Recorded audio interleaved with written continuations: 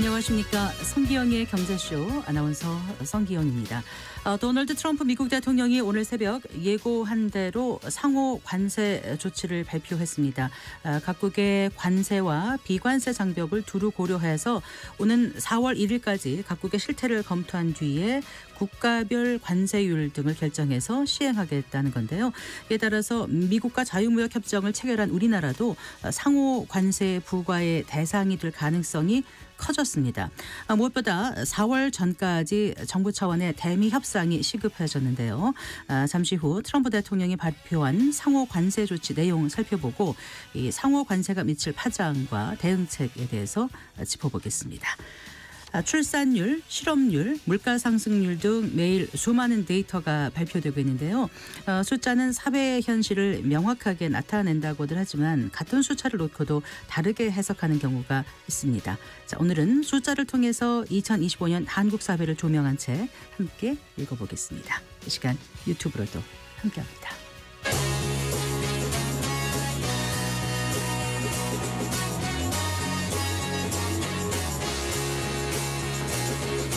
경제 시야를 넓혀드립니다. 투자의 지름길을 안내합니다. 돈 되는 정보를 발견하는 시간. KBS 1라디오 경제쇼. 먼저 오늘의 주요 경제 뉴스부터 살펴보겠습니다. 경제 뉴스 브리핑 손석우 경제평론가와 함께하겠습니다. 어서 나오십시오. 안녕하세요. 안녕하세요. 도널드 트럼프 미국 대통령이 예고한 대로 상호관세 행정명령에 서명했습니다. 네, 오늘 새벽이었습니다. 백악관 네. 집무실에서 이제 상호관세 부과 결정이 담긴 행정명령에 트럼프 대통령이 서명을 했고요. 상호관세에 대해서는 공정성을 위해 부과하기로 결정했다 이렇게 강조를 했습니다.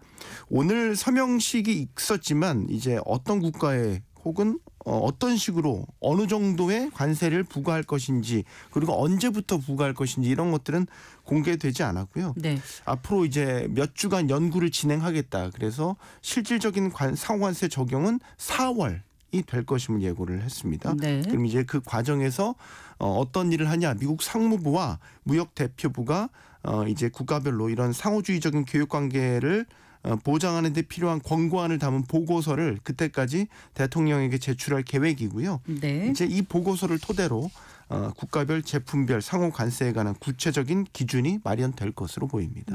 네. 일단 우리나라도 상호 관세 대상에 포함될 가능성이 꽤 있죠. 네. 예. 일단은 그 사전 사후 서명식 전후로 브리핑이 있었는데 여기에서 나온 당국자들의 말을 종합을 해보면 네. 어떤 식으로든지 우리나라도 상호관세 대상에 포함될 가능성이 높아 보여요. 서명식에 앞서 이제 진행된 사전 브리핑에서 백악관 고위 당국자가 몇 가지 기준을 제시한 게 있고 또 우리나라도 언급을 했거든요. 네, 네. 예를 들어서 이제 중국이나 유럽연합 이런 전략적 경쟁자든지 아니면 유럽연합이나 일본, 한국 같은 동맹이든 상관없이 모든 나라가 각기 다른 방식으로 우리를 이용하고 있다라는 것. 네. 이런 이야기를 했고요.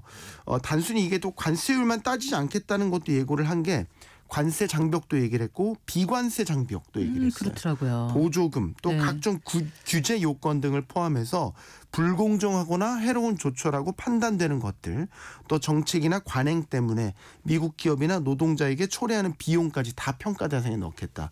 이런 이야기를 했거든요. 네. 우리는 이제 자유무역 협정을 체결했기 때문에 미국과의 교역에서 양국이 다 관세를 대부분 철폐한 상태이거든요. 근데 이제 비관세 장벽이라는 얘기를 했잖아요. 네. 사실 관세가 없다라는 건 장벽이 없다라는 얘기 아닙니까? 네. 근데 사실 이 두 단어 자체가 좀 모순이긴 한데 어쨌든 비관세 장벽도 이유로 꼽았다라는 거는 우리도 포함될 수 있다라고 예상할 수 있는 대목이고요.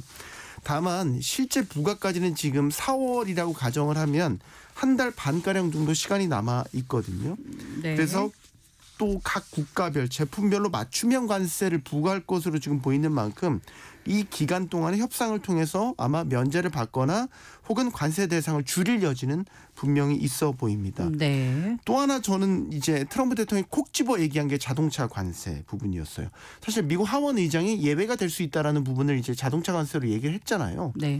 그런데 오늘 서명식에서 트럼프 대통령이 상호 관세와는 별개로 이 자동차 관세도 곧 발표할 것이다. 이렇게 콕 집어서 얘기를 했기 때문에 우리로서는 무거운 걱정거리를 하나도 안게 된 셈이 됐죠. 네. 자, 이제 걱정했던 상호 관세가 현실화되고 있는데요. 근데 그 오늘 주식 시장을 보면은 악재로 반영하는 모습은 아니더라고요. 앞서 맞습니다. 뉴스에서도 나왔습니다만. 네. 오늘 코스피 코스닥 양시장 모두 동반 강세를 나타냈거든요. 네. 코스피는 0.31% 상승하면서 2,590선까지 올라섰고요. 네. 코스닥은 뭐 장중 내내 1%대 강세를 보이다가 막판에 좀 반납을 해서 0.94% 오르는 756포인트의 거래를 마쳤는데 네. 오히려 이게 호재로 작용한 모습이죠. 왜냐하면 트럼프 행정부가 상호 관세를 일단 공식화하면서 불확실성이 해소됐다는 측면도 있고요. 네. 그리고 다른 관세와 마찬가지로 곧바로 발효되지는 않았잖아요. 네. 시간을 두고 협상의 여지를 남겼다는 점에서 그리고 관세 공격의 강도가 그리 세지 않다라는 이런 시각이 투심에 오히려 호재로 작용한 모습이었습니다. 네. 자, 그리고 그 트럼프 대통령이 그 전임 바이든 행정부에서 확정한 반도체 보조금 네. 이걸 재협상할 계획이다. 이런 또 현지 보도가 나왔다는 면서요. 이게 로이터 통신의 보도였어요. 보도 내용은 트럼프 대통령이 390억 달러 규모의 반도체 보조금 조항에 대해서 우려를 하고 있다. 그래서 백악관이 반도체법을 재검토해서 일부 거래를 재협상할 계획이다라는 것이었어요. 다만 이것도 이제 정확한 건 아직 안 나왔다는 거죠. 어느 정도의 보조금을 변경할 계획인지 혹은 계약이 완료된 합의에 대해서도 이걸 건드릴 것인지 네. 이런 구체적인 사항은 알려지지 않고 있습니다. 하지만 최근 미국 트럼프 행정부의 행보를 보면 미국 우선주의를 앞세워서 뭐 관세 공격 연일 꺼내 들고 있지 않습니까? 이런 광폭 행보를 감안한다면 반도체 보조금에도 칼을 들이댈 것이라고 예상은 우리가 충분히 할 수 있는 대목이고 네. 최근에 또 연방 정부의 재정 적자를 줄이려고 구조조정까지도 지금 계획을 하고 있기 때문에 네. 이 트럼프 대통령이 반도체 보조금을 절대로 그냥 놔둘 리 없다 이런 예상이 나오고 있습니다. 그 대선 기간에도 반도체 보조금에 대해서는 여러 차례 부정적인 입장을 밝혀왔지 않습니까? 맞습니다. 초지일관 부정적이었죠. 그러니까 트럼프 대통령이 내세운 논리가 왜 미국에 투자를 하라고 보조금을 주냐라는 거였잖아요. 관세를 부과하면 보조금을 주지 않아도 알아서 미국에 투자하고 생산시설 지을 건데 네. 왜 바이든 행정부는 보조금을 주는가. 이게 어리석은 행동이다라고 이제 초질간 비판을 해왔었고 네. 기본적으로 비즈니스맨 출신인 트럼프 대통령에게 이 보조금은 절대로 지불하고 싶지 않은 비용인 셈인 거죠. 네. 그래서 최근에 그 하워드 러트닉 상무부 장관 지명자도 인사청문회에서 이 반도체 보조금을 받기로 한 미국 정부와 확정한 계약을 이행하겠느냐라는 질의에 그렇다고 말할 수 없다 이렇게 얘기를 했지 않습니까? 네. 그러니까 이거 보조금을 어쨌든 손을 대겠다라는 가능성을 내비친 것이고 지금 삼성전자 같은 경우는 미국에 370억 달러를 투자해서 미국 텍사스주에 지금 파운드리 공장을 신설하기로 했고 네. 그래서 이에 대한 걸로 미국 상무부와 47억 4,500만 달러의 보조금을 받기로 최종 계약을 했죠. 네. SK하이닉스는 2028년까지 패키징 공장을 짓기로 했고 그래서 4억 5,800만 달러의 보조금을 받기로 계약을 했고요. 이게 트럼프 행정부에서 보조금 정책을 뒤집을 가능성이 분명히 있기 때문에 바이든 행정부 임기 막바지에 다 지급 확정 계약을 체결했는데 네. 지금 트럼프 행정부는 여기에 아랑곳하지 않고 재협상을 추진하고 있으니까 아마 걱정이 이만저만이 아닐 것 같은데 삼성전자 같은 경우는 이미 투자를 진행을 해서 공장을 짓고 있단 말이죠. 그리고 미국 시장이 보조금 안 준다고 그냥 투자 안 할 거야 철회할 수 있는 시장도 아니잖아요. 빅테크들의 안방인 전략적 중요성까지 감안한다면 네. 네. 만약에 재협상이 정말 실제로 진행돼서 우리가 원치 않는 방향 즉 보조금이 실제로 줄게 되거나 이렇게 되면 그에 따른 비용 손실을 떠안아야 될 것 같고 또 생산 지연 문제 글로벌 전략 차질에 따른 이런 비금전적 손해까지도 다 우리 기업들이 떠안을 가능성이 높아 보이죠. 네, 이래저래 참 녹록치 않은 상황입니다. 역시 이제 정부의 그 경제 진단도 좀 나빠진 것 같아요. 지금 네. 그린북 보니까요. 맞습니다. 매달 그린북 발표하고 있는데 조금씩 안 좋아지고 있죠. 그 이달 그린북에서는 이런 종합평가를 내놨습니다. 최근 우리 경제가 소비, 건설, 투자 등 내수 회복이 지연되고 취약 부문 중심으로 고용 애로가 지속되고 있다. 네. 지난달과 비교하면 이 내수 회복 지연이라는 표현이 새롭게 추가된 겁니다. 이 내수에 대한 평가와 관련해서는 지난해 5월부터 정부는 그린북을 통해서 내수회복 조짐이다 이런 표현을 사용해 왔다가 네. 하반기 들어서 예상과 달리 계속 내수가 나빠지니까 11월부터는 내수회복이라는 표현을 경기진단에서 아예 뺐었고요. 네. 12월과 1월에도 내수 관련 언급을 아예 하지 않았습니다. 결국 이달에는 한 걸음 더 나아가서 내수회복이 지연되고 있다는 표현을 사용한 거니까 네. 어떻게 보면 내수 부진 우려를 공식적으로 밝히는 셈이다 이렇게 볼 수 있겠고요. 네. 전국 혼란과 건설 경기 부진 등의 영향으로 이런 내수 지표가 악화되고 있는 상황을 반영한 것으로 보입니다. 정부는 또한 대내외 불확실성 확대에 따른 경제 심리 위축 등으로 경기의 하방 압력이 증가했다 이런 설명도 했거든요. 이거는 결국 트럼프 2기 행정부의 이런 관세 부과 조치 등이 현실화되면서 통상과 관련된 불확실성이 확대됐다는 진단을 내린 것으로 해석을 할 수 있겠습니다. 네. 잘 들었습니다. 고맙습니다. 감사합니다. 경제뉴스 브리핑 손석우 경제평론가와 함께했습니다.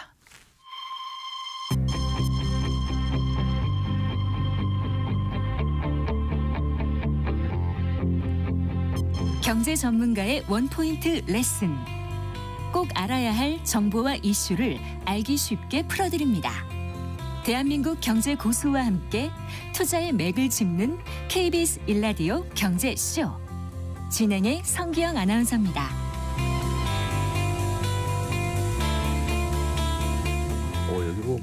오늘 새벽 트럼프 미국 대통령이 예고한 대로 상호 관세를 부과하는 행정명령에 서명했습니다. 상대국의 관세는 물론 비관세 장벽까지 두루 검토해서 관세율을 도출해내겠다고 밝히면서 우리나라도 이제 관세 대상에 포함될 가능성이 커졌다고 하던데요. 실제 백악관 고위 당국자가 직접적으로 우리 한국을 언급하기도 했죠. 자, 상호 관세 조치의 파장 그리고 우리나라 대책 등에 대해서도 오늘 자세히 얘기 나눠보겠습니다. 대외경제정책연구원장을 지내신 김홍종 고려대학교 국제대학원 특임 교수 스튜디오에 모셨습니다. 반갑습니다, 교수님. 네, 안녕하세요. 바쁘시죠, 요즘? 여기저기서 네. 인터뷰 요청이 많이 올 것 같습니다. 네. 트럼프 대통령이 이제 예고했던 대로 오늘 새벽에 상호 관세 조치를 발표했습니다. 앞서서 잠깐 좀 얘기를 나눠보긴 했는데 상호 관세가 구체적으로 어떻게 한다는 건지 이번에 발표한 상호 관세 부과 내용은 어떻게 될 건지 좀 일단 좀 말씀해 주세요. 네, 일단 그 상호 관세라고 하면 상대국이 그 우리 상품에 대해서 부과하는 거에 대해서 동일한 품목에 대해서 똑같이 우리도 그렇게 하겠다는 것인데요. 네. 기본적으로 미국은 관세율이 굉장히 낮죠. 예, 그러니까 무역 특혜 관세, 한미 FTA 같은 게 있지 않더라도 낮습니다. 그런데 상대국은 이제 높기 때문에 네. 지금까지 계속 그것에 대해서 우리 미국이 계속 부를 약탈당해 왔다. 이런 논리입니다. 그래서 네. 똑같이 하겠다. 상대국이 10%면 우리도 10% 하겠다. 이제 이런 거죠. 대표적인 예가 이제 EU 사이에서 자동차. 네. EU는 자동차 관세율이 10%입니다. 네. 우리나라는 8%고요. 네. 그러니까 10% 그냥 그대로 하겠다. 지금 현재 2.5%인데 네. 이제 그런 겁니다. 그래서 리시프로컬 상호. 상호 똑같이 그렇게 하겠다는 것이. 네. 네. 그래요. 그런데 일단 발표 난 거 보면은요. 4월 1일까지 이번에 당장 시행하는 게 아니고 4월 1일까지 국가별로 검토를 거쳐서 차등 부과할 것 같은 느낌을 줬거든요. 맞습니까? 100% 차등 부과하죠. 네. 왜냐하면 국가마다 상황이 다르기 때문에 네. 또 미국과의 관계가 다르기 때문에 그런 것이고요. 예. 더군다나 우리나라 같은 경우는 한미 FTA 같은 그런 무역 특혜 협정을 맺고 있으니까 또 다른 이슈를 가지고 또 얘기를 해야 되기 때문에 네. 상당히 국가별로 다를 것이다 이렇게 보고 있습니다. 그러니까 이제 무역 파트너들의 관세 및 비관세 장벽을 두루 고려해서 맞춤형으로 이제 상호 관세를 부과할 것이다 이렇게 이제 이해를 했는데요. 어떻습니까? 우리나라는 이제 미국과 FTA를 체결했지 않습니까? 이게 네. 언제 한 거죠? FTA는 협상은 2006년도, 7년도에 했고요. 네. 발효된 것은 2012년, 12년. 11년에 우리 국회에서 이제 비준안 다 통과가 된 하고 거고 12년도부터 12년부터 했기 때문에 네. 3월 1일부터 했기 때문에 지금 벌써 뭐 3년 그러네요. 이렇게 지났습니다. 네. 지나갑니다. 네. 그러니까 한칠로 FTA 시작해가지고 쭉 가다가 미국하고 한지도 벌써 12, 13년이 된 13년이 건데 됐어요. 예. 네. 이 자유무역협정에서는 그야말로 뭐 이 협정을 하게 되면 대부분 상품에 관세가 없다라고도 봐야 되지 않습니까? 그동안에 여러 가지 점진적으로 관세를 낮췄는데요. 네. 지금 십몇 년이 지나가지고요. 이제는 네. 사실상 거의 예, 거의 대부분의 품목에서 관세가 없습니다. 무관세입니다. 트럼프 1기 행정부 때 한미 FTA 재협상 한번 하지 않았습니까? 재협상했죠. 자동차에 대해서 픽업 트럭에 대해서 네. 그쪽에서 미국에서 조금 더 협상 그 장벽을 좀 높였죠. 네. 그럼 이번에도 혹시 이제 여기까지 다 조정이 되는 건지. 그러니까 이제 기본적으로 무역 특혜 협정에 대해서는 고려하지 않고 미국 입장은 이제 그렇게 한다는 것인데 네. 우리의 입장이 그래야 되죠. 이거를 FTA 가지고 다 우리 있으니까 일본이나 EU와 달리 우리는 한미 FTA가 있으니까 네. 우리 한미 FTA 안에서 다 논의하자라고 우리는 그렇게 얘기를 해야 됩니다. 네. 그런데 이제 이번 상호 관세 조치 영향권에서 FTA가 있으니까 좀 벗어날 수 있지 않을까 생각했는데 발표를 보니까 또 예외가 없을 것처럼은 느껴지게 지금 얘기가 나온 것 같아서요. 그러니까 이것에 대해서 보면 이제 상호 관세 한다는데 지금 우리나라도 0%인데 네. 그러면 상호 관세하면 그쪽도 0%니까 상호 0%니까 뭐 됐네 아무런 문제가 없네 이것이 아니죠. 네. 이제 그렇게 하지 않고 왜냐하면 기본적으로 이제 전체적으로 봤을 때 우리나라가 미국에 대해서 많은 무역 수지 흑자를 보고 있고 네. 더군다나 이제 일부 품목 예를 들어 자동차 같은 경우에는 네. 엄청나게 많은 무역 흑자를 보고 있으니까 네. 결국은 우리가 이제 이 WTO에서는 이제 옛날부터 나왔던 얘기인데요. 비하인드 보더 이슈라고 합니다. 그러니까 보더의 그 안쪽에 있는 국내 이슈, 국내 규제나 국내 제도상의 문제 때문에 그러니까 국경 말씀하시는 거예요. 국경을 넘어가는 국경을 거죠. 넘어서. 국경을 넘어서 안에 다른 네. 나라의 그 국내 규제, 국내 제도상 문제 때문에 네. 교역이 잘 안 되고 있다. 불공정하게 우리가 대우받고 있다. 이런 문제까지 우리는 건드릴 것이다. 이런 거니까 지금 우리나라와 협상에 있어서는 관세가 아니라 EU는 관세인데요.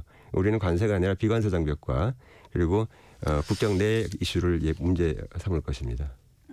제가 조금 이해가 안 되는데 조금 더 설명해 네. 주시겠어요? 국경 내 문제라는 게 어떤 그러니까 거예요? 예를 들어서 그 국경을 넘어서 이제 그 한국이라는 나라에서 예. 그럼 우리나라하고 부가가치세율이 다르다. 네, 네. 그런 거죠. 우리는 네. 부가가치세 없는데 한국은 부가가치세 10%다. 10%. 네. 그러면 예를 들어서 미국에 이게 들어갔는데 부가가치세가 이제 10%를 맺는데 네. 그러면 예를 들어 그런 경우에 있어 혹시 불이익을 받는 거 아니냐. 우리는 판매세로서 이제 낮은 것을 미국은 내고 판매세에서 하는데. 예, 네. 예. 근데 사실은 그 말도 완전히 맞는 건 아니고요. 비관세 장벽이 여러 가지가 있지 않겠느냐 미국보다. 그럼 우리가 그런 부분도 고려하겠다라고 해서 우리나라 같은 경우는 관세 가지고 어떻게 걸 수가 없기 때문에 모든 그런 어떤 그 미국 상품이 우리나라에 들어왔을 때 받는 불이익을 모두 다 고려하겠다 딸딸 끌고 모아서 지금 그런 입장이기 때문에 좀 시간이 걸릴 거예요. 왜냐하면 그런 걸 다 모집하려고 그러면. 네. EU 같은 경우는 지금 보면은 네. 지금 굉장히 그게 문제가 되는 것이 지금 자동차 같은 경우에 10%잖아요. 관세가 네, EU는 네. 들어갈 때.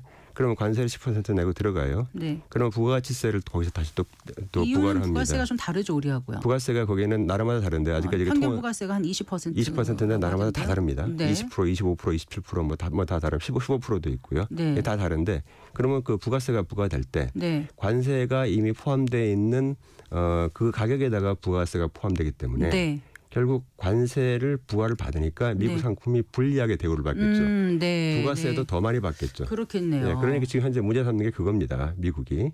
그러면 똑같이 100원짜리인데 유럽에서는 100원에서 부가세가 20%에서 120원인데 120원인데. 우리는 100원인데 10%짜리니까 110원이죠. 네. 110원에서 또 거기서 20%를 또 부과받는 것이죠. 네. 네. 그러니까 결국 여기 관세의 부과되는 부분만큼 더 추가로 해서 부가를 그러니까 받기 소비자 때문에 전체 구매 가격에 대한 부가세를 또 예. 내야 되는 거니까. 그래서 불리하다는 게 지금 이게 미국의 예. 입장이거든요. 예. 그래서 이런 부분까지 다 고려하겠다는 거예요. 예. 그래서 이제 유럽 같은 경우는 이제 이런 부분에 대해서 어떻게 해결을 할 수 있는 방법이 사실은 지금 없기 때문에 네. 결국은 뭐 논의를 좀 더 해봐야 되는 상황이고요. 예, 우리나라는 다행히 0%이기 때문에 바로 그러한 측면에 의해서 추가로 받는 것은 없습니다. 그냥 궁금한 게요. 0%라 양쪽이 0이었어요. 근데 A라는 물건에 대해서 우리도 0이고 미국도 0이었단 말이에요. 근데 우리한테는 그런 거 상관없이 이제 어떻든 간에 관세를 적용을 하면 A라는 물건에 10% 관세를 했어요. 그럼 우리는 똑같이 미국한테 그렇게 하냐는 거죠. 상호 관세는. 뭐 할 수 있죠. 자기네가 먼저 하면 우리는 따라서 하는 우리는 건가요? 보복 관세를 해야죠. 예, 그렇게 해야죠.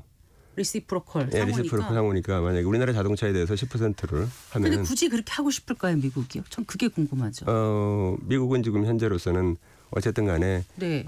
한국 자동차가 한국에서 만들어져서 미국으로 생산 수출되니까 네. 그러지 말고 현대자동차, 기아자동차 다 들어와라. 들어와서 다 해라. 이제 그거를 유인하기 위해서라도 관세를 매기겠다는 거예요. 예. 그리고 네. 지금 바로 멕시코에서 지금 막 생산하고 있지 않습니까? 기아 자동차 멕시코 공장이 있잖아요. 네. 거기서 바로 그 국경 바로 밖에서 지금 생산하고 있거든요. 네. 그러니까 화가 나는 거죠. 여기서 다 해서 여기서 일자리 창출하고 여기서 돈 다 내고 나서 완성차만 들어오거든요. 네. 그러면서 무관세로 들어오잖아요. USMCA로. 그러니까 미국 입장을 보면 네. 이해는 되기는 하나 예. 그래도 너무 급작스럽고 너무 일방적이고 뭐 이렇다는 생각이 드는데 이게 힘이라든가 전체적인 전체를 좌우하는 어떤 큰 틀에서 볼 때는 또 다들 굴복하고 따라갈 수밖에 없는 건가 약간 좀 자괴감도 들고 이렇습니다. 경제라는 게 정상적인 교육을 받은 경제학자라면 이거는 말이 안 되는 것이고 결국 장기적으로 모든 플레이어가 모든 행위자들이 전부 다 파국으로 갈 수밖에 없는 굉장히 나쁜 그런 균형으로 가는 거다라고 네. 말할 수밖에 없고요. 장기적으로 지속 가능하지 않다 이렇게 보겠습니다. 아 그렇게 보세요. 네. 일단 한국이 대미 무역 흑자 8위국인가 그렇고요. 예. 2024년도 작년 기준으로 660억 달러 흑자를 우리가 미국에 수출해서 얻은 걸로 나와 있는데 자 그렇게 되면 어떻습니까? 가장 타격을 받는 산업은 어떤 게 될까요? 결국은 자동차죠. 자동차. 예, 자동차는 네. FTA 최대 수혜 업종이 자동차였기 때문에 네. 뭐 유화도 있고 다른 것도 있습니다만 결국 자동차. 예, 그다음에 이제 뭐 지금 철강도 다시 또 하겠다고 하니까 네. 철강 협상하게 되면 또 철강도 타격을 받을 것입니다. 네. 예. 그런데 처음에 멕시코하고 캐나다에 이제 그냥 딱 처음에 관세 얘기를 하다가 또 금방 한 달 동안 유예하겠다 하면서 다른 걸 얻어내는 어떻게 보면 약간 협박 내지는 협상용으로 관세 카드를 꺼내드는 것 같은 걸 봤을 때 4월 1일 한다. 아직 이제 시간을 한 달 조금 남짓 준 거 아닙니까? 그 안에 이제 뭔가 또 미국이 얻어낼 거를 이제 각 국마다 협상을 하려는 그런 포석이 아닌가 싶기도 한데요. 지금 모든 나라의 그 지도자들이 트럼프를 만나려고 하고 있죠. 네. 근데 빈손으로 가서 만나지는 않습니다. 다 네. 선물을 가지고 가서 좀 만나고 있죠. 근데 그러니까 결국은 트럼프 입장에서는 결국 관세를 끝까지 밀고 나가야 결국 선물을 받을 거라는 걸 알고 있기 때문에 관세를 이 협박이 가장 통할 수 있는 가장 중요한 것은 그걸 실행하는 겁니다. 네. 예, 실행해요. 실행하는 것이 가장 효과적이기 때문에 결국은 실행할 겁니다. 근데 실행하고 나서 일주일 뒤에 다시? 처리할 수도 있죠. 그거는. 그러니까 그 다음날 처리할 수도 있고요. 이게 사람들이 이제 부과하느냐 마느냐 가지고 생각하는데 네. 부과 안 할 것 같다. 협박용이다. 그런데 협박을 이 제대로 되려면 부과를 할 겁니다. 예, 그 다음에 네. 이제 처리는 마음대로 할 수 있으니까 아무 때나 그죠? 그렇잖아요. 그러니까 일단 부과를 할 것이고 우리나라 같은 경우는 지금 한미 FTA라고 하는 굉장히 그 특수한 관계이기 때문에 네. 우리는 이걸 적극적으로 활용해야 됩니다. 네. 혹시 좀 이 관세를 비껴갈 수 있는 업종이라든가 그런 건 어떤 게 있을까요? 아니 오히려 좋을 수도 있는 것도 있을까요? 우리가 지금 2023년도에 미국의 최대 투자국이었죠. 그죠? 그러니까 엄청나게 많은 공장을 좀 현재 짓고 있고요. 그러면 결국은 중간재, 그 공장에서 필요한 중간재 산업도 사실 많이 나가긴 나갔어요. 그렇지만 다 나갈 수가 없으니까 한국에서 생산해서 중간재를 그쪽에 부품을 이제 수출하는데 여기다가도 관세를 10%, 20%, 30% 매기면 어떡합니까? 이건 좀 빼주세요. 이런 식으로 얘기를 해야 되고요. 네. 그다음에 이제 미국에서 뭐 필수적으로 우리한테 필요로 하는 여러 가지 서비스라든가 그다음에 여러 서비스에 따라서 같이 가는 이제 부품 같은 게 있을 텐데 이런 거에 대해서는 이제 관세 예외 조치를 하겠다. 라고 이제 그렇게 얘기를 할 수는 있고요. 왜냐하면 네. 자기들한테 유리하니까요. 네. 그래서 그런 식으로 굉장히 테일러 메이드 아주 맞춤형으로 국가별뿐만 아니라 품목별로 맞춤형으로 그렇게 할 겁니다. 그러니까 시간이 걸리는 거예요. 4월 1일까지 열심히 좀 그쪽에서 일을 하고 있을 겁니다. 네. 그러면 그걸 전체 총괄하는 경우는 상무부인가요? 어딜까요? 상무성에서 지금 하고 있죠. 네. 그럼 우리는 예. 이제 우리는 어느 부처에서 우리는 이제 해야 되죠? 통상교섭본부, 그러니까 그 산업부인데요. 산업통상자원부인데 네. 예, 거기에 통상 안에 있는 그 통상교섭본부 예. 이제 거기서 이걸 다 하고 있는 것이죠. 그렇군요. 그럼 이제 긴밀하게 지금부터 뭔가를 해야 되겠네요. 분석을 많이 하고 있고요. 예. 또 이제 통상교섭본부 혼자 하는 게 아니라 예. 그것을 그 지원하고 있는 여러 가지 연구기관들이 있습니다. 그 연구기관들을 통해서 이제 분석을 하고 각 품목별로요. 네. 그렇게 아마 굉장히 아주 그 미시적으로 그 품목별로 그렇게 분석을 해야 될 그런 상황이고 그 하는 과정에서 공급망이 현재 어떻게 되냐 그걸 제대로 파악을 해야 돼요. 공급망이 우리나라에서 전부 다 생산되는 제품인지 아니면 우리가 어디 다른 데서 받아가지고 또 와서 생산하는 제품인지 거기에 따라서 부가가치가 달라지기 때문에요. 네. 예, 그에 따라서 우리의 전략이 달라져야 됩니다. 이미 이제 예고를 계속했기 때문에 각 기관들이 미리미리 좀 시나리오별로 준비는 좀 하고 있었겠죠. 예. 뭐 아마 그랬을 거라고 저는 생각을 하고 있고요. 조금 네. 뭐 준비하고 있는 것으로 그렇게 알고 있습니다. 그 다른 나라의 경우 이제 트럼프 대통령의 상호 관세 발표 때부터 굉장히 그 민감하게 반응했었고 실제로 이제 그 정상이 움직이기도 하고 인도 같은 경우도 그렇고 그런데 그 다른 나라 움직임 잠깐 좀 살펴보고 예상 네. 대응책 보면 우린 또 어떻게 준비해야 될지 또 답이 나올 것 같아서요. 네네. 네. 말씀해 주시죠. 지금 현재 인도 같은 경우요. 네. 인도는 정말 그 수입을 잘 안 하거든요. 우리가 한인도 세파를 하고 있습니다만은, 네. 예, 세파하고 있습니다만은 아직도 그 자동차가 세파에서 완성차에 대한 무관세가 없어요. 우리가 2010년에 세파 체결하지 했는데도 않았나요? 15년이나 됐는데. 예, 자동차가 들어가는데 이 모든 기간이 다 끝나더라도 무관세가 아닙니다. 이런 식으로 해서 굉장히 인도는 극도로 보호주의적인 그런 전통을 갖고 있고요. 네. 미국에 대해서도 사실은 그 예외가 아니었기 때문에 네. 예, 이번에 그 모디 총리가 굉장히 깜짝 놀라가지고 지금 가서 추가로 뭐 많이 수입을 하겠다라고 얘기하고 있고 네. 특히 저 화석연료 관련해서는 그동안에 러시아로부터 수입을 해서 인도가 엄청나게 속된 말로 재미를 많이 봤거든요. 그런데 이제 싸게. 미국의 석유와 미국의 LNG 적극 LNG를 구매하겠다고 구매하겠다. 했겠죠. 그래서 지금 미국의 그 마라라고로 가는 모든 정상들이 미국의 천연가스와 마라라고 마이애미에 있는 트럼프의 거주지. 천연가스와 그리고 이거 원유를 다 수입을 하겠다고 하는데 정작 미국이 그걸 공급할 수가 없어요 지금 미국이 증산하는데 시간이 많이 걸립니다. 네. 예, 그래서 일단은 그렇게 뭐 얘기는 하고 있습니다만 그 당장 미국한테 도움이 되는 건 아닙니다. 네. 네. 일본 같은 경우도 얼마 전에 일본 같은 경우에 뭐 회담했었죠, 지금 지난번에 가서 얘기를 하고 있는데 일본 같은 경우도 뭐 미국하고 할 수 있는 게 여러 가지가 많이 있죠. 근데 이제 역시나 마찬가지로 뭐 천연가스나 이런 거 원유 사주는 것뿐만 아니라 뭐 반도체와 관련된 협력도 있고 여러 가지가 있는데 사실 우리나라는 이제 지금까지 있는 한미 FTA뿐만 아니라 네. 반도체 협력이라든가 이런 여러 가지 도구가 수단이 있기 때문에 이런 걸 가지고 잘 구사를 해야 될 것 같습니다.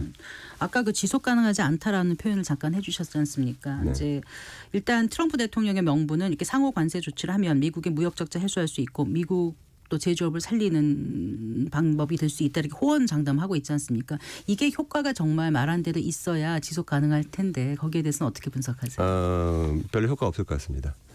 왜냐하면은 지금 저렇게 관세를 해서 보호한다고 해가지고 미국 산업이 기본적으로 갖고 있는 경쟁력의 수준이라고 하는 것이 있는데 그런 것은 단기적으로는 어떻게 될지 몰라도 네. 장기적으로 봤을 때 전혀 지속 가능하지 않고요.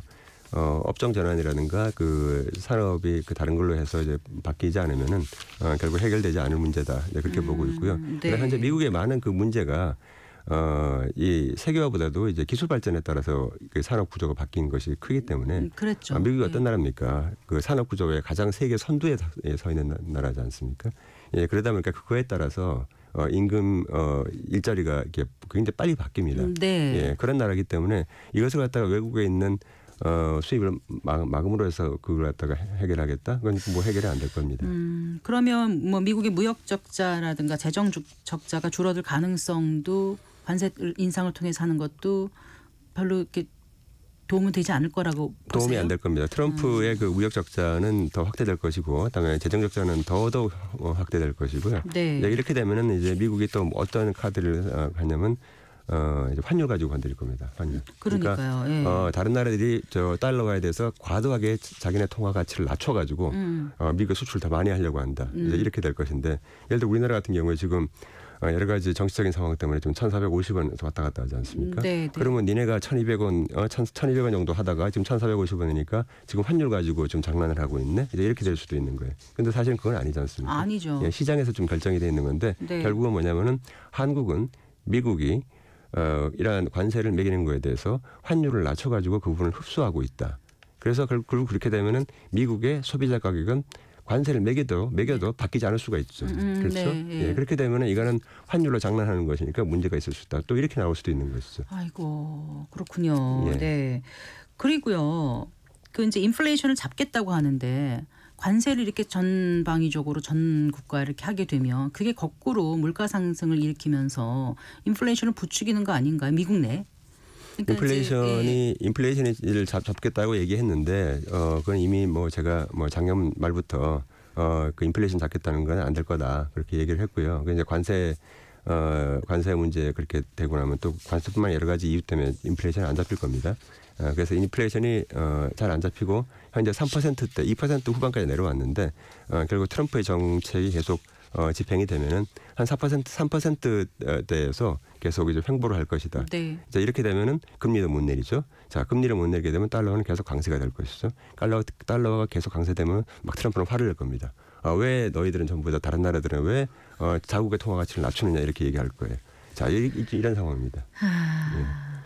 어쨌거나 이렇게 그 미국이 관세를 매기고 그 상대 국가가 이렇게 보복 관세를 또 매기는 악순환이 일어나면은 교역이 좀 위축은 되겠죠. 교역이 위축이 되는데 예. 교역의 상황을 보게 되면은 크게 이제 그 물량으로 봤을 때 그렇게 크게 차이는 안 나지만 그래도 지금 올해 지금 당초 WTO가 예상한 것이 한 2.7% 정도 세계 교역량이 늘어날 걸로 예상을 했었습니다. 했는데 네. 지금 이 상황에서는 거의 이제 작년과 비슷하게 횡보할 것이다. 한 2.7% 정도가 그냥 날아가 버리는 것이죠. 이것도 굉장히 큽니다. 네. 굉장히 큰데 그래서 작년 수준을 유지하거나 이런 식으로 해서 세계 경제 회복은 더욱더 늦춰질 것이다. 네. 그렇게 볼 수가 있는 것이죠. 네. 근데 우리가 먼저 미국한테 이렇게 저렇게 얘기한다고 선뜻 받아줄 것도 아니고 먼저 이제 시작을 했으니까 이럴 때 우리는 어떤 방법으로 이제 협상을 해야 되는지 예, 그게 참 이제 정말 중요한데요. 그냥 말로만 할 게 아니라. 트럼프의 전략은 관세라고 하는 그 수단을 이용해 가지고 예. 모든 다른 사안에 대해서도 지금 다 관세 하나 가지고 지금 그걸 하고 있지 않습니까? 네. 이게 옛날에 그 맥킨리 대통령이 100년, 150년, 130년 전에 했던 것과 발도 유사한 건데 결국 관세 가지고 하겠다는 관세 가지고 이민 문제도 얘기하고 관세 가지고 펜타닐 들어오는 것도 네네, 얘기하고 마약 문제도 관세 가지고 있고. 국경 방어도 얘기하고 예. 다 얘기하고 있죠. 지금 그렇게 얘기하고 있으니까 결국 우리의 통상 정책도 결국은 뭐냐면 통상만 가지고 보면 안 되고요. 지금 아까 환율 문제도 있고 그다음에 또 이제 이민 문제도 있습니다. 이런 문제를 전부 다 같이 해가지고 이제 우리가 대응책을 짜야 되고요. 그다음에 그 통상에서도 보면은 지금 우리나라가 미국한테서 우리가 좀 뭔가 좀 협상력을 발휘할 수 있는 그런 초크 포인트라고 얘기하죠. 이제 그런 부분 몇 가지 있습니다. 반도체도 있고요. 그다음에 뭐 조선도 있고요. 네. 그다음에 철강 같은 경우도 지금 현재 하고 있는 걸 다시 협상을 해봐야 되는 것이고 지금 그런 게 있기 때문에 바로 이제 그런 배터리라든가 이제 이런 부분에 대해서 그걸 가지고 미국한테 조금 더 줄 수 있는 부분을 주고 그러면서 이 관세를 좀 피해 나가는 방식으로 이렇게 해야 되는 그런 상황이다 이렇게 보겠습니다.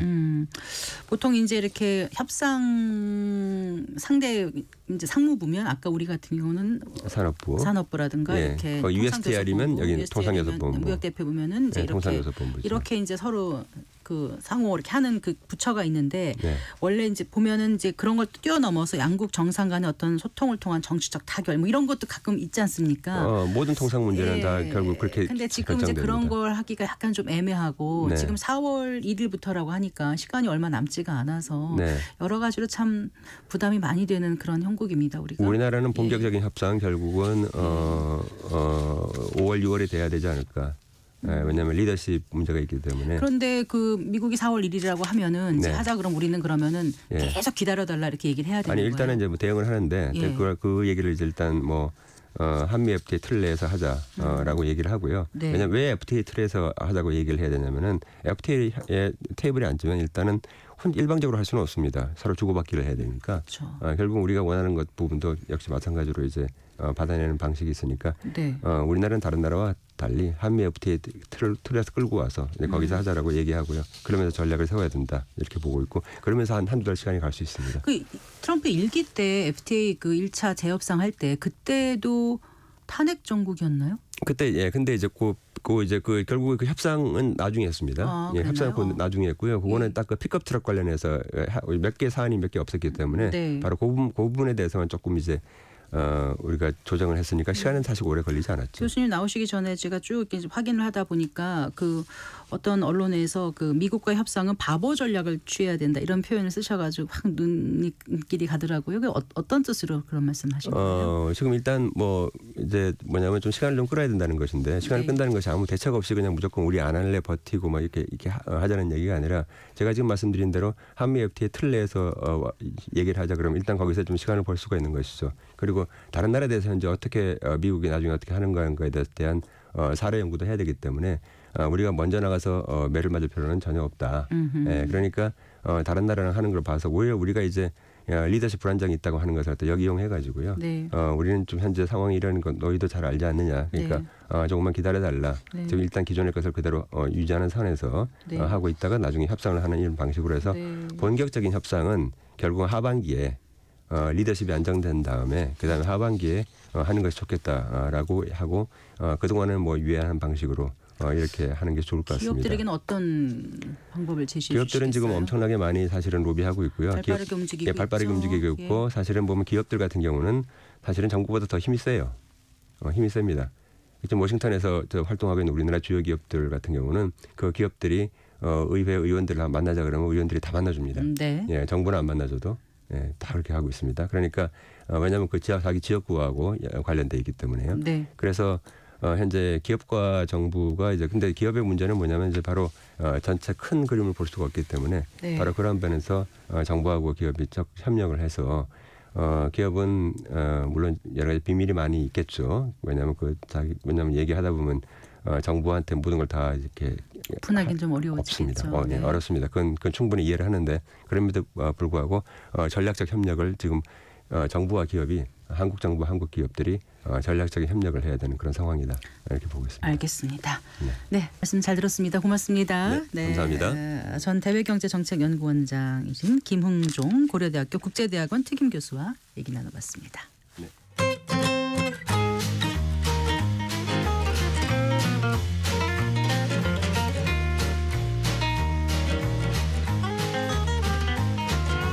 경제 맛집 투자 핫플. 지금은 돈 벌기 딱 좋은 시간. KBS 1라디오 경제쇼. 4시 41분입니다. 예고 하나 해드리죠. 다음 주 수요일입니다. 2월 19일 수요일에는 안순남 세무사와 함께하는 세무상담 코너 세무상담 무엇이든 물어보세요가 열리는 날입니다. 많이들 기다리셨죠? 세금 관련해서 궁금한 내용 있으신 분들은 성기영의 경제쇼 홈페이지 청취자 게시판에 질문 남겨주시거나 샵 9730으로 상담 내용 문자 보내주시기 바랍니다. 짧은 문자 50원, 긴 문자 100원, 어플리케이션 콩은 무료입니다. 또 실시간으로 전화 상담 원하시는 분은 서울전화 02-368국에 1002번, 1003번으로 전화 주시면 2월 19일 수요일 세무상담 무엇이든 물어보세요 코너에서 안순남 세무사가 명쾌하게 답변해 드리겠습니다. 4시 41분입니다. 자, 책에서 경제 보는 눈을 키우고 투자의 길을 찾는 경제 읽기 순서 돌아왔습니다. 숫자, 즉 데이터로 우리 한국 사회의 참모습을 조명하고 있는 숫자 한국 오늘 함께 읽어보겠습니다. 미래에셋 투자와 연금센터 이상건 센터장 스튜디오에 모셨습니다. 반갑습니다. 네, 반갑습니다. 안녕하세요. 자, 오늘 읽어볼 책이 숫자 한국이에요. 예. 저자가 이력이 좀 독특하다면서요? 예. 저자가 약사 출신인데 네. 통계학을 전공하고 메디컬 저술가라는 저도 이런 저술가가 있는지 이번에 처음 알았어요. 메디컬 저술가. 예. 네. 그러니까 이 책은 한국 사회의 중요한 어젠다, 의제들을 그 숫자를 통해서 바라보고 있는데 뭐 예를 들면 인구 고령화와 저출산, 네. 그다음 인공지능과 경제, 그다음 기후 변화와 환경 그리고 이런 그 변화에 대해서 정부의 규제는 어떤 방향으로 나아가야 하는가를 숫자를 통해서 조망하고 있는 책이에요. 네. 그 제목에 숫자가 들어가면 일단 다 불편하잖아요. 재미없어 보이고. 근데 이 책은 가볍게 들고 다니시면서 저도 숫자 지하철 나오면은 수학 생각나고 맞아요. 산수부터 생각나서. 이 책은 가볍게 지하철역에서 저도 그래요? 오고 가면서 읽은 책입니다. 부제가 오늘의 데이터에서 예. 내일의 대한민국 읽기 이렇게 예, 맞습니다. 쓰여 맞습니다. 있네요. 예, 그래서 이 숫자와 데이터를 어떤 관점에서 바라봐야 되는지를 배울 수 있는 책인데 뭐 예를 들면 네. 산후조리원 많이 이용하시잖아요. 산후조리원은 우리나라에만 있는 현상입니다. 그래요? 예, 외국에는 없고요. 그 주요 선진국은 산모와 배우자가 둘 다 장기간 휴가를 쓸 수 있고 네. 국가나 지방자치단체에서 그 산후 전문 보조 인력을 가정에 파견하는 시스템을 가지고 있습니다. 그런데 반면에 우리나라 같은 경우는 통계를 보게 되면 남성의 육아휴직과 돌봄 인력 지원이 굉장히 부실하죠. 그러니까 지금은 많이 늘고 네. 인식도 개선됐지만 예. 남성 육아휴직을 보면은요. 남성이 이제 2022년도 기준으로 이 책에서 소개하고 있는 데이터입니다. 남성은 27.1% 정도가 쓰고 있고 이것이 2010년에 비하면 10배 정도 는 거지만 그렇군요. 아직도 30%가 안 돼요. 그다음에 또 하나의 숫자는 소득 수준과 산후조리원의 이용 관계예요. 네. 그 보건복지부의 산후조리 실태 조사의 통계를 인용하고 있는데 이 책에서는 2020년도 출산한 산모분들이 82.2%가 산후조리원을 이용했으니까 거의 다 이용하고 있는 거죠. 근데 문제는 네. 가구 소득이 월 200만 원 이하인 미만인 가정의 산모인 경우에는 58%. 워낙 산후조리원이 비싸더라고요. 비싸니까요. 예. 근데 게다가 또 한 가지 문제는 그 200만 원 이하인 저소득층인 경우에는 산후조리 기간도 12일이나 짧아요. 그렇지 않은 사람보다. 네. 그러니까 저출산 문제를 고민하면서 맨날 저출산 대책을 내놓고 있는데 저자는 이런 산후조리원 통계를 보게 되면 산후조리도 어려운 나라고 그 비용도 개인이 고스란히 떠나야 되는 구조라는 거죠. 통계를 네, 보게 되면. 통계를 보면 그렇죠. 예, 근데 이제 그 돈을 예. 정부가 다 해줄 수 있는지 없는지 이 문제는 또 다른 문제고요. 그쵸. 현실은 그렇다는 거죠. 예, 예. 네. 우리 사회가 이제 본격적인 초고령화 시대에 접어들었습니다. 예. 그 고령화 관계된 내용도 당연히 이 책에서 다뤄졌을 것 같아요. 예. 노년 부양비라는 그 통계가 있습니다. 네. 그러니까 생산 가능 인구라고 그러는데 15세에서 64세 이를 생산 가능 인구 한 명이 65세 이상 인구 노령 인구죠. 몇 명을 부양하느냐의 비율입니다. 네. 2023년도 기준으로 생산 가능 인구가 3,657만 명, 네. 노령 인구가 94만 명이니까 대충 비율로 보면 0.26명이에요. 그러니까 쉽게 생각하시면 청장년층 4명이 한 명의 노인을 부양하는 사회예요. 되는 사회다. 근데 만약 여기서 15년이 더 흘러가면 어떻게 될까요? 15년 흐른 게 그대로 정해져 있는 거예요. 이 숫자는 그대로 갈 테니까. 네. 2038년에는 생산 가능 인구가 3,013만 명으로 줄어들고 노령 인구는 1,646만 명으로 늘어나니까 네. 0.055의 노년 부양비. 쉽게 생각하면 청장년층 2명 중에 2명이 한 명을 부양해야 돼요. 부담이 2배로 느네요. 예, 15년 사이에. 어마어마하게 드는 거죠. 네. 근데 이런 구조가 되면 도대체 어떤 문제가 생기느냐. 네. 이게 이제 우리가 통계의 행간을 읽어야 되는 거거든요. 첫 번째는 노인 돌봄 인력이 절대적으로 부족해집니다. 지금도 부족하거든요. 네. 그래서 저자는 돌봄 대란이 일어날 수도 있다는 거예요. 또 하나는 이게 뭐냐면 산업 구조적으로 고부가 가치 산업에 종사해야 할 생산 가능 인구가 돌봄 노동 영역으로 빠져나가는 거죠. 어쩔 수 없이 부모가 아프거나 이렇게 되면 빠져나가야 되니까. 네. 이렇게 되게 되면 반도체라든가 금융이라든가 정보기술, IT 이런 쪽들이 이 고부가치 산업으로 인력이 자꾸 많이 가야 되는데 생산성이 낮은 네. 돌봄 쪽으로 가게 되면 국가 전체의 생산성도 떨어질 수 있다라는 거예요. 그래서 저자의 표현은 복합적인 돌봄 재난이 발생할 수도 있다. 네. 그런데 현재 우리나라 정책은 출산율을 높이는 정책에 가장 많은 비용을 투입하고 있거든요. 그런데 네. 지금 아이를 많이 낳더라도 이들이 노동시장에 들어오는 데는 상당한 시간이 걸려요. 네. 최소한 20년 넘게 걸리거든요. 그렇기 때문에 현재 시점에서 미래 인구 구조가 결정됐다고 보고 네. 우리가 어떤 인구 문제의 해법을 찾을 때 너무 저출산에만 매달리는 것은 올바르지 않다라고 지적을 하고 있는 거죠. 그럼 어떻게 해야 되는지에 대한 답은 없는 거고요. 이쪽에서 또 통계를 갖고 세상을 보는 거니까. 네. 예. 그래요.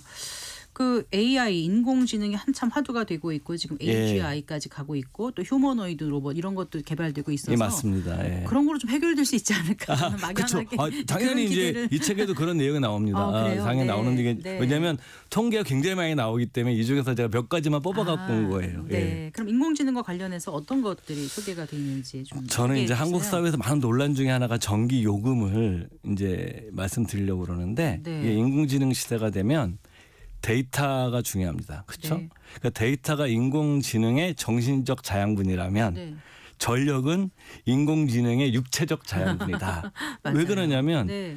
인공지능의 핵심 인프라는 다 아시잖아요. 데이터 센터예요. 네.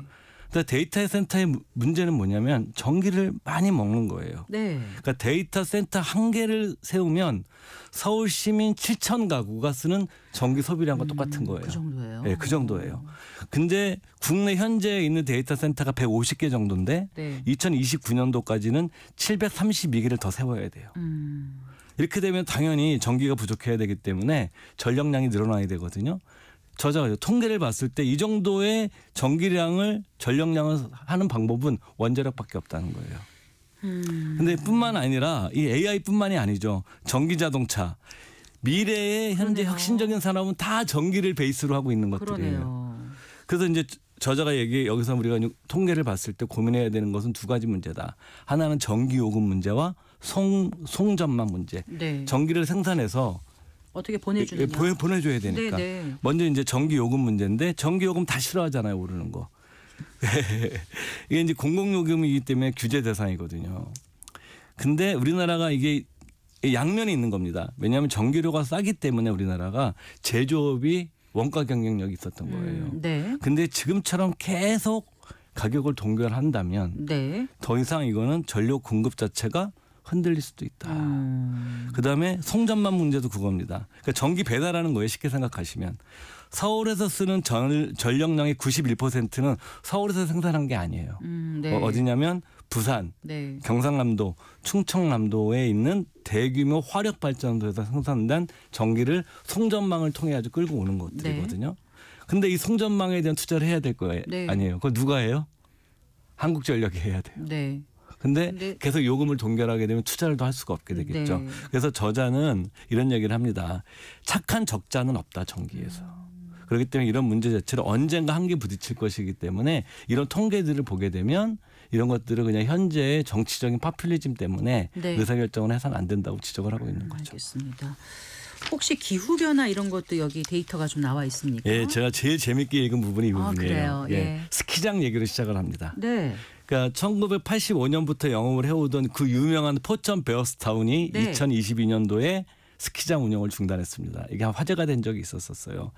그 스키장이 이제 폐업을 했던 가장 1차적인 이유는 젊은 인구가 줄어들고 있잖아요. 당연히 고령화 사회가 네. 되면서. 근데 또 하나는 눈이 많이 안 오는 거 아니에요? 그렇죠. 네. 바로 이제 기후 문제입니다. 네.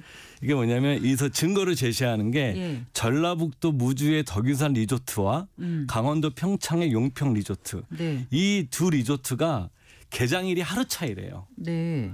그러니까 91년도 11월 30일과 12월 1일에 하루에 걸쳐서 서로 개장을 했는데 1990년대 후반부터 개장일, 스키장 문을 여는 날이 달라지기 시작합니다. 그러니까 평균적으로 덕유산 리조트는 9.75일 정도 늦게 개장을 하고 네. 2000년도에는 14일 늦게 개장하고 2010년도에는 16.44일 정도 개장을 늦게 하기 시작한 거예요. 네. 그러면 이게 무슨 문제인데 스키장은 영업일 하루당 매출이 1억 원 정도니까 16일이 늦어지면 매출이 정말 손해가 16억이 많군요. 늘어난 거죠. 이것이 뭐냐면은 기후 온난화 때문에 그런 거예요. 그러니까 스키장 산업이 기후 온난화 때문에 개장이 늦어지면서 네.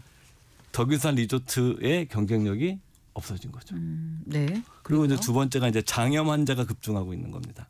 네. 그러니까 2010년도 한 해 동안에 장염으로 치료받은 사람의 숫자는 290만 명인데 네. 2019년도에는 154% 증가한 446만 명이에요. 네. 이유는 무엇일까? 이 저자가 이제 통계와 약학을 공부한 사람이잖아요. 네. 이유는 온도에 있는 겁니다. 그러니까 서울의 온도를 보게 되면 연평균 기온이 2010년에는 섭씨 12.1도였는데 2023년에는 섭씨 14.1도예요. 그러니까 늘어난 건 한 2도밖에 안 늘어났거든요. 네. 그러니까 체감상으로는 별 차이가 없는 거죠. 네. 근데 대장균한테는 그렇지 않은 거예요. 대장균한테 2도는 그들의 번식 조건이 완전히 바뀌는 겁니다. 그렇군요. 그러니까 대장균이 섭씨 12.1도에서는 그 음식에 있는 대장균이죠. 네. 2배로 늘어나는데 3일 정도 걸리는데 2도가 더 올라서 14.1도가 되면 1.5일 만에 2배가 늘어나는 거예요. 네. 그러니까 온도가 더 올라가게 되면 이제 장염 환자가 늘어나겠죠. 이미 우리는 못 느끼고 있지만 장염 환자를 통해서 장염 환자의 통계를 봐서 우리는 지구 온난화의 문제를 좀 겪고 있다라는 게 저자의 얘기죠. 네. 다들 오늘을 사는 게 급급하고 한데 사실은 미래가 있어야 오늘이 또 의미가 있는 거 아니겠습니까? 맞습니다. 그래서 오늘 이렇게 데이터를 보면서 내일의 대한민국을 읽고 서로가 다 이렇게 대비하는 그런 자세를 가져야 될 텐데 그것도 좀 정리를 해주세요. 그러니까 뭐 일단 이게 규제에 관한 문제죠. 왜냐하면 변화의 시대에 맞게 정부 규제가 변화해야 되는데 네. 이 책에서 드는 것 중에 하나가 이제 캐시리스 사회잖아요. 현금 없는 사회. 현금 없는 사회의 가장 큰 피해자가 누구냐? 노년층이죠. 그래서 지금 뭐냐면 모바일 이용률이 60대 이상 고령층은 30%밖에 안 돼요. 네, 네. 근데 전체 이용률은 65%인데 네. 그러니까 절반도 안 되는 거죠. 근데 지금 현재 우리 키오스크를 다 쓰고 있는데 뭐 햄버거 가게 같은 데 가서 보면 어르신들은 그게 어려운 거예요. 네. 그럼 정부 규제는 뭐냐면 현금을 의무적으로 받아라. 이렇게 네. 할 수는 없잖아요. 네. 근데 규제를 하게 되면 뭐 키오스크 요건 어때야 되고 뭘로 해야 돼 이렇게 규제를 하면 안 되고 예. 심플하게 규제를 해야 된다. 단순하게 뭐냐면 노인분들 100명을 모아가지고 네. 키오스크 회사가 신제품이 나오면 그들이 5분 안에 사용을 못하면 이거를 못하게. 그러니까 규제도 이런 식으로. 고령화 시대에 맞고 사회 변화에 맞게 해야 된다. 예, 심플하게. 그러니까 일방적으로 너무 세세하게 규제하게 되면 비용이 너무 비싸지니까. 알겠습니다. 이런 지적을 하고 있죠. 네, 숫자 한 곡 함께 읽어봤습니다. 이상거 미래에셋 투자와 연금센터 센터장과 함께했습니다. 마칠 시간입니다. 성기영의 경제쇼 오늘 순서 여기까지입니다. 다음 주 월요일 오후 4시 5분에 여러분 다시 찾아뵙겠습니다. 고맙습니다.